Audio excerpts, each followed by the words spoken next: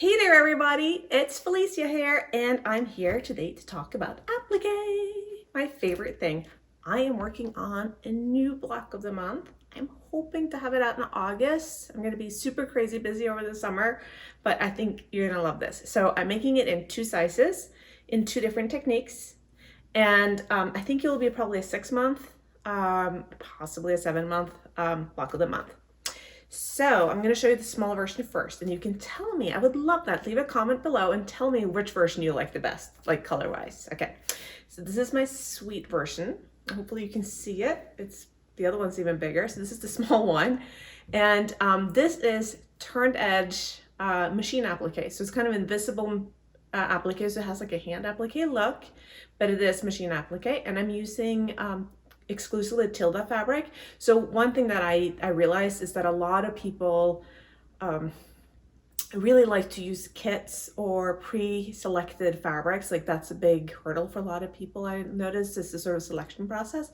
So although this particular collection is out of print from Tilda, like I think Tilda collection, you could probably just buy like a half-yard bundle and you could totally just make a quilt that would have that kind of same flavor.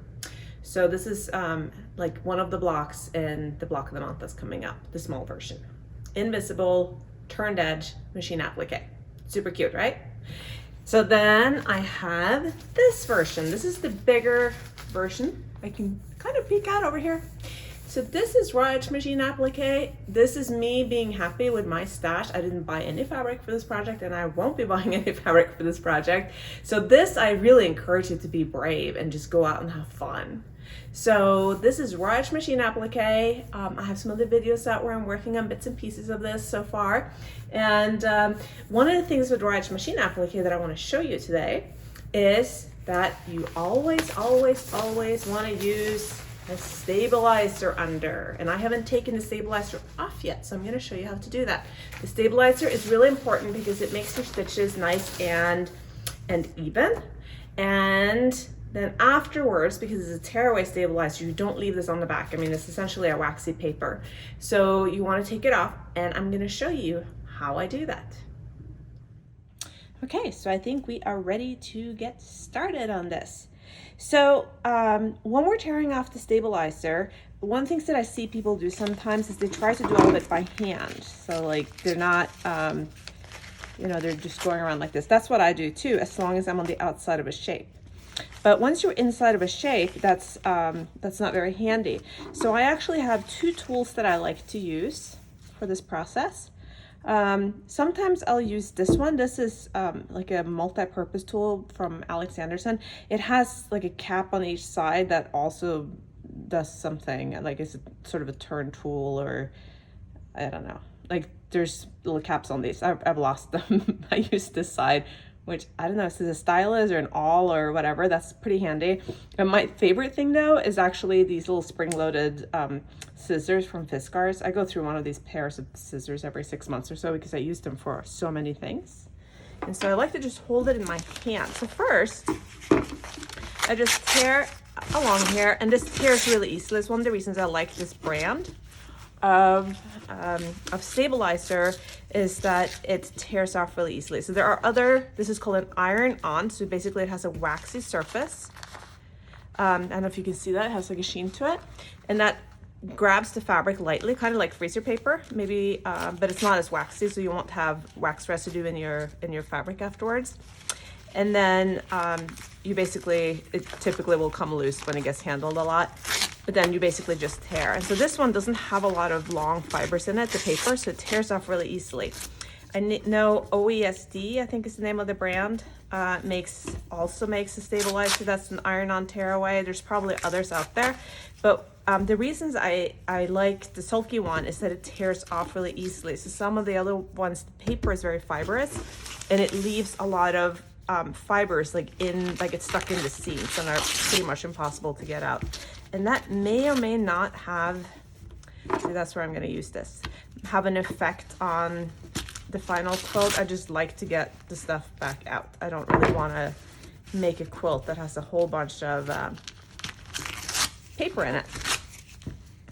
So I just sit down and I do this. This is great audiobook. Sometimes I'll make all of my blocks and leave all the stabilizer in until, you know, the end, and then I'll listen to usually not very highbrow literature, something that kind of tells a story that's, you don't have to concentrate too hard to follow.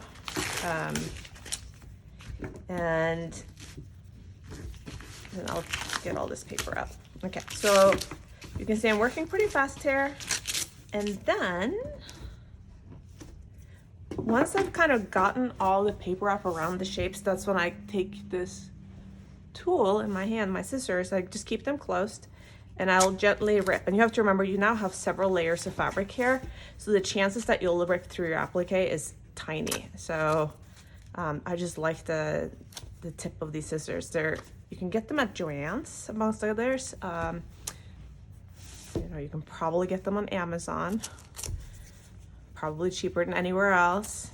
But anyways, so basically I just used them to kind of tear the paper and also to grab. So like I'll tear and then I'll grab, and that is easier on your fingers, especially for those of you who are, you know, not completely spring chickens anymore. I know sometimes finger grasping, like finger strength goes down with age, and so this just makes it a lot easier, because all you do is you stick the scissors under, clamp down, and then rip, and it comes right out, so you can see.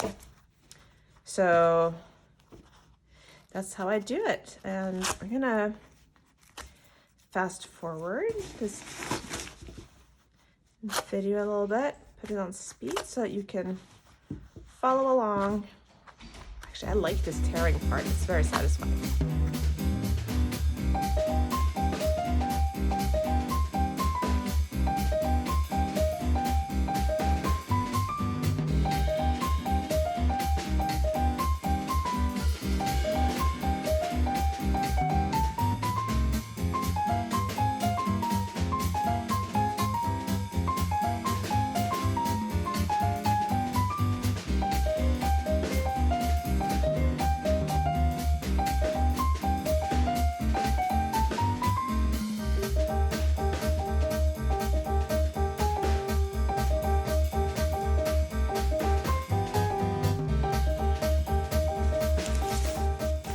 Okay, so I have gotten the stabilizer off of about half of the project. That did not take very long.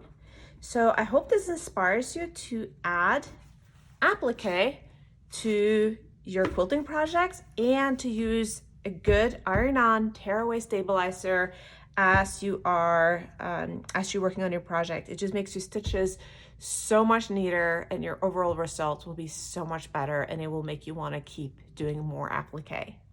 Happy sewing, everybody. Happy quilting, and go and make something fun.